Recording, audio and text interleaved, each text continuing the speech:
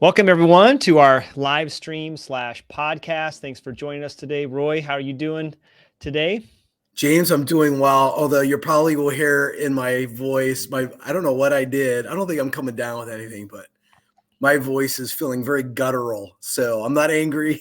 I feel like I could sing in a cappella quartet right now and do the Yeah, bass really you'd well. be the bass. Yep.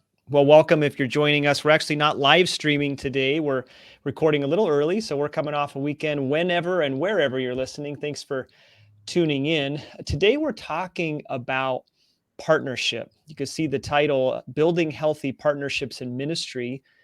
And really, it's a topic we haven't gotten into all that much, though we've alluded to it, but we're going to tackle it directly today, really because what we do at Christian Heritage and most ministries around the world are dependent on good, healthy partnerships. And so as we think about what we want to do, where we want to be, how we want to continue to serve children and families here in Nebraska and really beyond, we need good partners. And so that's what we're gonna talk about here today. I want to kick us off, though, to set the stage with a passage that's been close to my heart as I think about ministry. And it comes from Philippians 1. And then we'll kind of get into the topic, and I'll turn it over to you, Roy, to talk about where your heart is at on this. But it's from Philippians 1, 3 through 5. Now, Paul's writing a letter to the Philippians, and he says, I thank my God every time I remember you. In all my prayers for all of you, I always pray with joy because of your partnership in the gospel from the first day until now. And if you're watching, I couldn't fit the rest of the passage on the screen, but in the next verse, it's very well known. Paul says, and I trust that God is going to bring to completion what he began in you. And so you see that phrase, partnership in the gospel. The Philippians were financial partners with Paul, but he also knew them. He mentioned some of them by name later in the letter. He's praying for them. He's remembering them. And he says, I know that God's going to work with you. There's going to be mutual growth, mutual benefit. And so from the very beginning of the Christian story, the Christian mission, partnership was key for the gospel to advance. And while we do a different kind of ministry from Paul, we're still about seeing God's mission advance in the world. And so partnership is key for us. As we like to say, we don't want partnership to just be transactional. We want it to be relational, intimate, whether people are giving financially, whether they're a foster parent, a host home, whether they come out, to our facility and volunteer, however people partner, we want to have the same attitude of Paul. We thank God for you because you are in it with us. You're on mission with us. So that just sets the stage.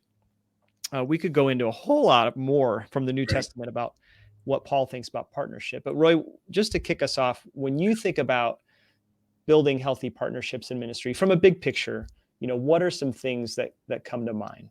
Well, just to build off, the verse, Paul writes this shared purpose is the gospel. Mm-hmm. And I love what he writes. He says, from the very first day, right? Yep. This isn't something built over time, but this has been the intent from the very beginning about a partnership in the gospel. And so I think that really gets to, who we are as an organization and what we believe about the gospel. At some level, and this is, I think, some of our work that we've been doing over the last 2.5 years. And I think that's always been the things that the organization has wrestled with. But to simply see us as a foster care agency in some level is short-circuiting, I think, ultimately our bigger kingdom purpose as an organization. Yep. The bigger purpose of our organization, if we claim Christ, which we do, we are evangelical, which we do, we're biblical, which we are, at some level, our purpose is much larger than foster care. It is about it's about the gospel. It's about advancing his kingdom. We specifically do that by caring about the most vulnerable. Yeah. And today we had our senior leadership team meeting, and, I showed a clip from the Matt Chandler that talks about that Jesus wants the rose. And if you've never seen the clip, I highly recommend. It's kind of a classic. Yep. But it's this beautiful picture of how Matt went to see, he took a single mom, and they went to this concert, a worship concert, to hear one of his friends, and who did a great job. But then the pastor comes up and say, "We're going to talk about sex." And the way Yep. he positioned it was, as he took this rose and said, "Now pass it among everyone, that was there," which he says were over 1,000 people there.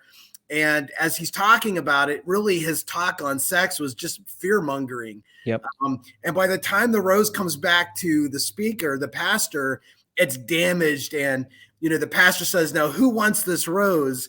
And Matt so eloquently is like, "Jesus wants the rose. Like, this is Yep. why Jesus came." And so when I equate that to what we do, is we deal with a lot of broken roses. I mean, that's Yeah. that's kind of the work we do in children and families.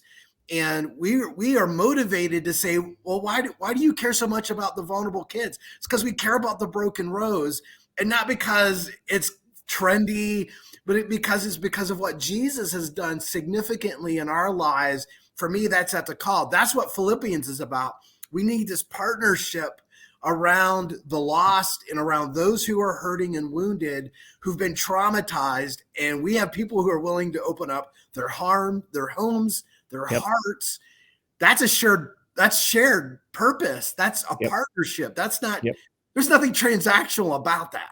Yep. And so I think that's kind of what I think we're after now, in ways that we've never been before as an organization. Yeah, I love that clip, and we'll put it in the show notes. If you haven't seen that, you need to see it. And at some level, the reason we need healthy partnerships with each other is we're all the Rose. Yep. To Amen. look at someone and go, "Hey, you're more broken than I am," is like, whoa. How do you know? Well, we all need Jesus. We are all on a level playing field in that sense.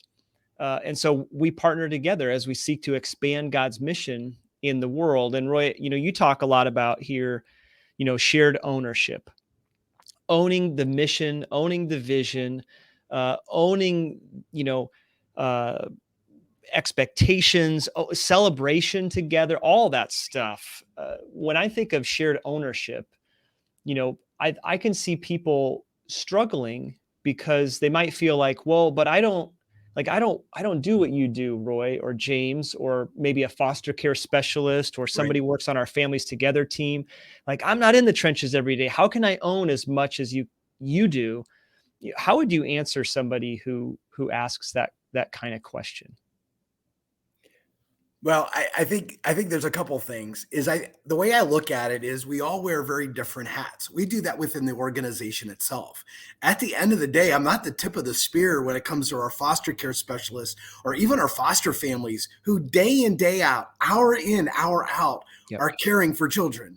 And so, I'm not doing that work, but I'm making sure Yep. that I am doing everything I can as the CEO to create the right environment where the staff feel supported, our foster families feel supported, even though I might not be doing the work Mhm. itself. I've got to be providing the right environment to allow us as an organization flourish.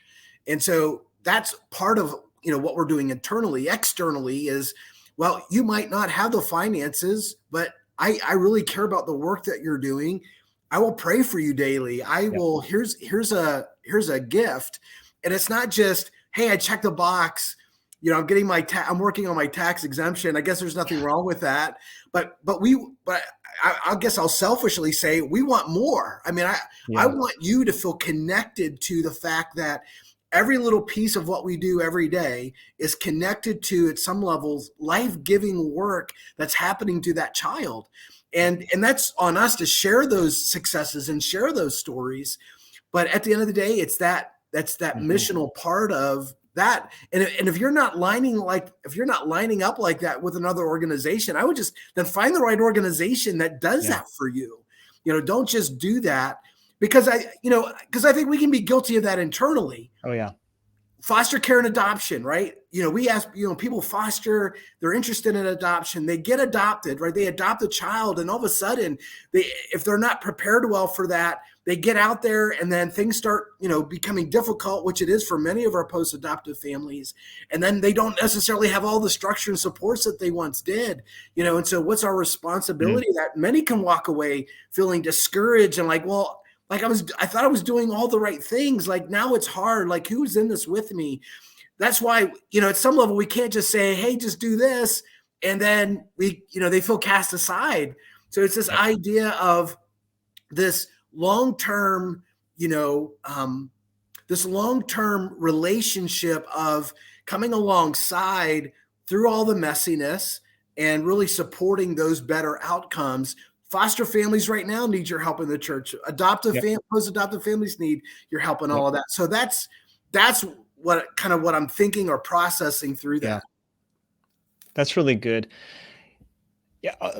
Have this out, get really practical. One of the ways that people can really partner well with Christian Heritage, I think is, we'll say this again at the end. We send out a monthly newsletter. We'd love for you to read that. That's one simple way to partner with us. Pray as you read it.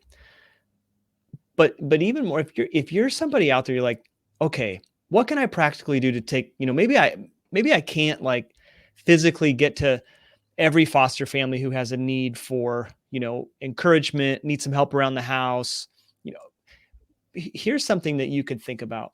If you reach out to us after you listen to this episode or on our Facebook page or email Roy or myself, if you're somebody's like, hey, when there's something that's going down and you need someone to pray in the moment, you can text me.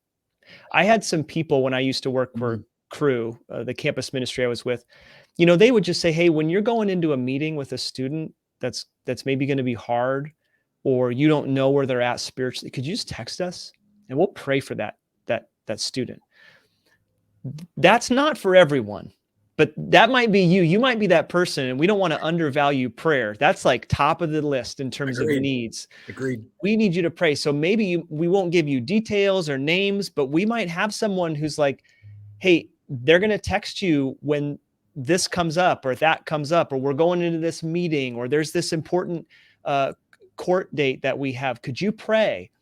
We would love to share those kind of things with you, just so you know. God knows the details. You might not need those, and we might not be able to give them to you. But that would be a huge way that you could just step up and kind of put into practice some of those things Roy just mentioned. And I just think, Roy, that's like, I'm a really practical person. I'm a really logical person. And so sometimes I just undervalue prayer. And I don't, I pray. I kind of pray, and I kind of say, oh God, like, I kind of joke, like I try to solve my problems while I pray, while I'm trying to come to the creator and sustainer of the universe. But prayer is so important, and we need prayer partners. We need people that are like, I am praying for you daily. I'm praying for the kids and the parents and the the adoptive families, the foster families, the host homes. I'm praying for mentors. We need people who will pray. Yeah, no, I agree. I think sometimes I think you said that really well. I think we undervalue one of the greatest privileges we get as believers, where we can go before Abba Father himself and intercede on each other's behalf. That's really low hanging fruit, but one of the most critical things that we can do. But there's so many other ways, like in your church, finding out who your foster families are within your church and how do we come alongside them. Maybe they need a meal. Maybe they just need a respite. We're doing care. We think about Care Portal. We have lots of different Care Portal churches around Lincoln and Omaha. We always are looking for more churches. But, I think So Roy, go ahead. Since we partner with Care Portal, and some people might not know, why don't you explain what Care Portal is? Because that's a partnership we have. And some people might not know, hey, if you partner with Christian Heritage, as a byproduct, you're partnering with Care Portal. So what is that? Yeah, no, you talk about a healthy partnership, right?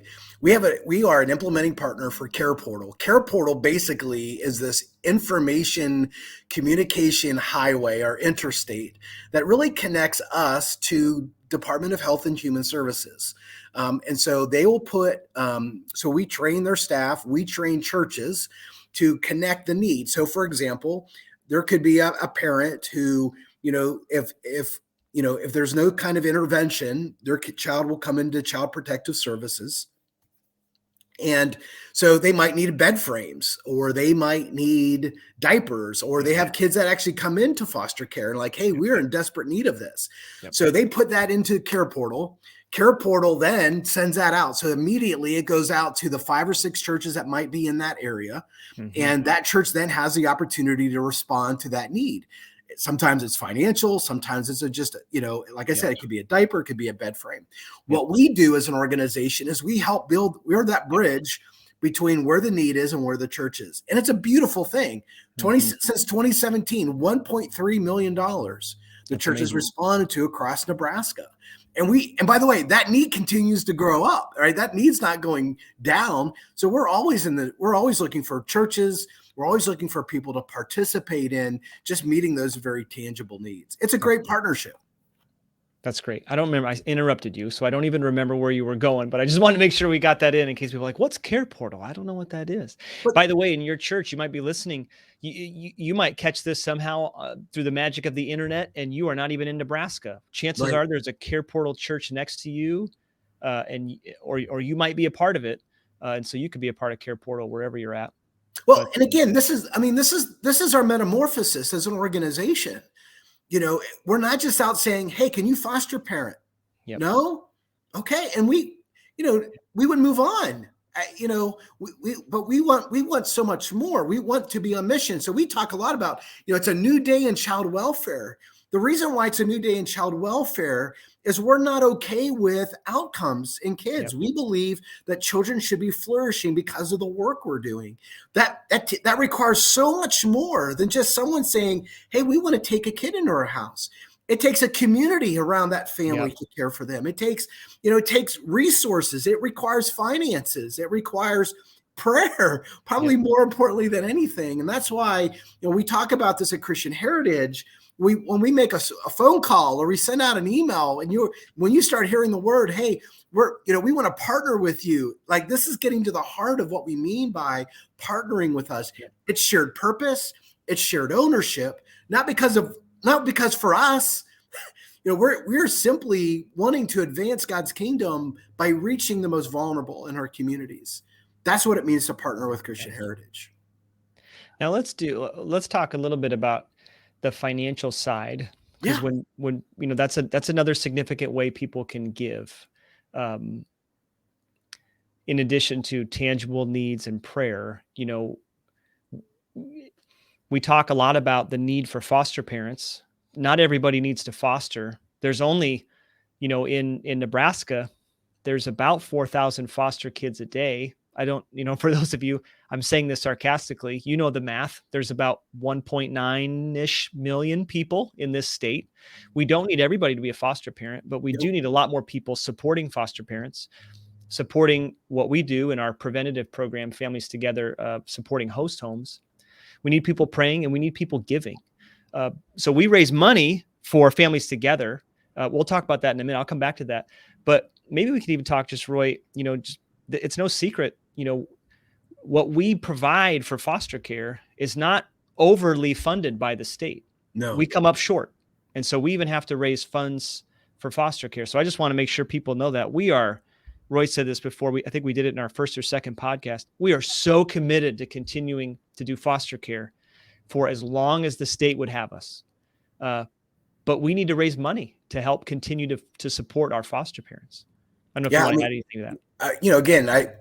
I've seen different rate reviews. There's a lot going on within our state right now here in Nebraska when it comes to what we believe about child well-being. And I think that's going to continue to evolve probably over the next few years as we really look at, how to care for kids really well here in Nebraska.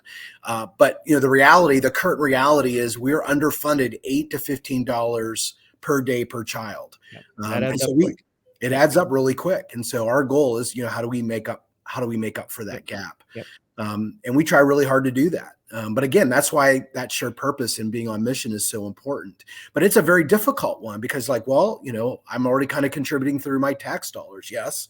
But at the end of the day, it's still not enough for us to provide the kind of Yep. services, the life-giving services that we do in our homes, the staff that we try to train and support, and creating the right infrastructure around them. So yeah, I mean, every day we've got to work really hard at being good stewards.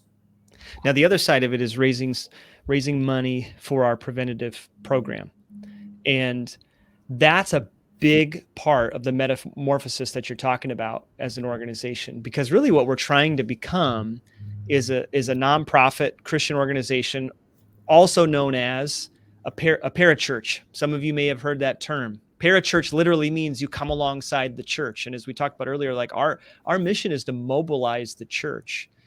And the government doesn't fund us to do that. And so we really want God's people to be the ones who, through their own generosity, fund our ministry, just as Paul had. Paul made some tents on the side, right? But you have Christian ministers throughout the history of the church that God's people provided for. And so that's a big part of the change for us. Is we're no longer just a foster care agency. We have to make up some money there to begin with, but we're also trying to build and sustain this preventative program, this non-contracted, volunteer, privately funded, church-driven, spirit-empowered, all the other hyphenated adjectives I could come up with here, so that this can thrive and we can be on the cutting edge of prevention in Nebraska. And so my heart, as kind of the, development director, I think, we want to value relationships. We want people to have this sense that they are on mission, not just I give you a donation. And just for those of you who are listening, we're actually even changing our language internally. So I want this to be very clear for everybody listening. We don't talk about donations. We talk about gifts, because you're giving a gift. You're not making a donation. We're actually starting to get away from the term donor, and we're using financial partner. And so we have lots of different kind of partners. But now we don't just have donors, because that's, again, to me, and I think, Roy, you'd agree, like that's a transactional kind of language. Correct. And so we use the term financial partner. We have a newsletter to communicate with everyone. People who give, yes, but even if people aren't giving, they can get on that too. But that's because we believe when you give to us, you deserve to know what's going on. By the way, that's one of the reasons Paul wrote letters. It wasn't the only one, but he wrote back to these churches that had given to him. And so we believe, man, if you give to us generously out of what God's given to you, you deserve to know what's going on every month. We refuse to be the ministry that doesn't communicate the stories and just the happenings that are going on. You deserve to know. So that just shows you just some of the shift that's happening. And we hope, these are good things. We hope that, especially if you're a financial partner, you sense like, okay, these are good things. And hopefully you've noticed that. But it is a little bit of a mind shift. We want to have that give and take relationship, that mutual partnership, and not just, okay, I give some money to Christian Heritage. We're really grateful for that, but we really want your heart. We want you. We're not out to get your money. That's not what this is about. Right. Yeah. I mean, again, that's why I love how we started this whole conversation off, really looking at Philippians. Yep. Like from day one, this has been about us spreading the gospel. And the way the early church spread the gospel, and we've talked a lot about this, was they were caring for, oh my gosh, yeah. Right. They were caring for those who could not care for themselves. I mean, they were responding to so much, woundedness and, the things that at that time, the Roman culture discarded, Yeah. the church was embracing, hospitals, so when I think about the early church and what they were responding to, that's what really this is laying the groundwork and the foundation of what partnership really Yep. looked like. Yeah. I mean, when you think about what could be revolutionary today, caring for vulnerable people, being radical with your money and your generosity, being a prayerful person, like those are radical things that our culture doesn't value. No. Uh, Inviting a child into your home, inviting several children into your home, who seem to not be welcome anywhere else. Like those are just mind-boggling, uh, radical things that can completely, change the world. Yeah. They're world-changing things, even if it doesn't happen in our lifetime. It honors the Lord, and it will change the future. And that's what I mean. You've heard us say that before. That's our mission. We want to change the future of child welfare, and it takes everybody. It takes a village. We probably, I don't know if that's technically TBRI language.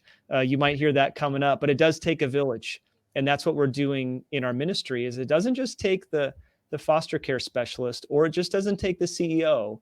It takes everybody who's contributing in all different kinds of ways. And I think it just reminds me, Roy, of the body of Christ, and Paul's writing on that, and how the hand does this, the foot does that, the eye does this. We all have a part to play. We do. And that's what's beautiful about partnership. So Lee, I wasn't planning on sharing this, but I'm gonna go here a little bit, because I think Right. it's an important.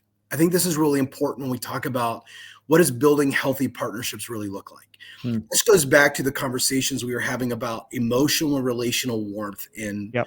specifically we're talking about parenting and fatherhood. So since day one, since I've arrived, and I know you all have heard this, but they haven't heard from me. But I think this is key when it comes to building healthy partnerships. It is the sincerity of that relationship and how trust is built Yep. within that partnership that is vitally critical. And this is the key. As I said from day one, I am going to disappoint you at some point. And I do it on a regular basis, right? Because I'm not a perfect person. I Yep. think, and this is where it gets to the heart of really building healthy partnerships, especially with Christian heritage, is we are not going to do this perfectly. Yep. It's messy. And not only is the work messy, but we're messy. This goes back to the rose. Like we're all kind of damaged roses. Yep. That's why the gospel is so important for the work that we do, because it's greater than all of us. It's something bigger than all of us. Yet imperfectly, we're going to live it out daily. Yep. But so how do you work through then the imperfections of partnership? It requires intentionality around constantly fighting for trust. It's constantly fighting for when there isn't, maybe you zigged and you should have zagged when it comes to caring for, just not the brokenness that God's called us to, but our own. So I think one of the key parts of this is really being authentic, sincere about what the challenges are. It's not, in some ways pulling any punches. It's extending mercy and grace. This is what a partnership really talks about, because you can start looking at Philippians, right? And it's like, hey, we've been in this through day one, and then the rest of the letter is like, and let me tell you why it's so messy, right? Let me point out to you like where you're dropping the ball. And Paul, if anyone, Paul would say, and I'm the worst of all sinners, right? He would completely own, like, and I'm imperfect in this too. But I think that's really when it talks about building healthy partnerships. It's not this unrelevant, realistic look at the work God's called us to. It's just owning it, right? It's owning it at the end of the day. So where Jesus is doing that. And so, it's messy serving foster families. It's messy serving right? It's messy serving adoptive families. It's just a messy part of what that is. And we're going to have to work through that. And this is how we do this here at Christian Heritage. And this is what I think is beautiful about building healthy partnerships in ministry, is giving each other the benefit of the doubt. It's having the hard conversations. But why is that so important? If we don't have shared purpose in that, James, it's going to be more than messy. It's going to be dysfunctional. And at some level, we have to fight hard to have that shared purpose, creating those meaningful connections in a way that we are believing the best in the work that God's called us to. I love it. It reminds me, later in Philippians chapter 4, Paul's able to say to, two women in the church, I would assume, right? Probably, they're significant, either church members or leaders in Philippi, because he mentions them by name, and he says, hey, could you remind them to get along? Yep. And but he can say that because he says in the very beginning, We're partners in the gospel, and Right. I'm very confident God's going to finish what he started. And I think of, for our listeners, Roy, and for the people who do partner with us in all the different ways, for them to have that level of trust and ownership with us, uh, and for us with them, for there to be, you keep using the term meaningful connection. Like, if we believe meaningful connections are what will help a child flourish who is vulnerable, why would we believe that it wouldn't be the case for us? We need those meaningful connections, and our ministry needs those meaningful connections as well. And God, I think, is pleased to work through that, uh, for the good of CH, for the good of his church, and for his glory in the world. It's how he Well, works. and I think this is what it means. I think this is what it looks like. It's like the beautiful messiness of the gospel, Yep. right? Is this idea of meaningful connection, shared purpose. We're on a rescue mission. And again, think about Philippians 2. Not that be careful the rabbit trail we're about to take. But Philippians 2 is, what does it tell us? It's like we need to take on the very nature of God, who did what? Humility. He humbled Yep. himself, right? And so this requires a ton of humility. It Mm. requires a ton of just leaning into the messiness, and out of our own brokenness, something beautiful comes out of it. And it's Jesus. Yep. It's healthiness, it's flourishing, when we're able to really look at that. But it's hard to do that when we're not having a similar understanding of the call that God has placed in our lives. Yep. And I think for us to be able to mobilize the church is we have to have that shared purpose of understanding the gospel, understanding what trauma is, and how do we sincerely respond, That's and good. partner well together in that. That's good. That's great. We'll end there, and we'll say as we end, what are we asking of you as the listener? You know, we want to trust that God's going to work in your heart as you're listening. And you might say, these two goons, I don't trust them. Okay, I get that. You don't know if you don't know us. But hopefully you might say, you know what? This sounds intriguing to me. This sounds interesting. Not just because of the work they do, but because of the way they're approaching it. We'd love to hear from you. That'd be kind of call to action number one. Absolutely. Contact us through the podcast platform you're listening on, or Facebook, LinkedIn, YouTube, wherever you're watching this. That'd be number one. Number two, on our show notes and on our social medias, you can find the link to subscribe to our newsletter. We would love for you to subscribe to that. We don't get anything out of that other than you getting an email once a month, letting you know how God's working through Christian Heritage. And then another way would be, man, if God is putting on your heart to in some way tangibly care for a child or an adult, a parent, you want to be a mentor, or you can provide tangible, goods like, stuff Roy was talking about earlier, diapers, mowing a lawn, providing, formula, all that kind of stuff. We'd love to hear from you. And then the last way, and a significant way for us right now, is through fundraising. Yep. We're looking really for regular monthly partners who want to contribute financially to our ministry, to help sustain what we do for vulnerable children. And so those are a whole bunch of ways that you can partner, and all of them are significant. And of course, whatever role you're playing, and whoever you are, we hope and we pray that you're praying for us. Please be praying for us. We can all do that. And so, anything you want to add there? Yeah, you said it really well. Great. Well, everybody, thanks for listening and tuning in. Do appreciate that. Another way to partner would be to rate this, and share it, and let people know that we're doing this podcast and these live streams. Helps more people discover us. Well, Roy, thanks for the conversation today. It was good, man. It's great. Thank you, James. All right. Thanks, everybody, for listening. Take care.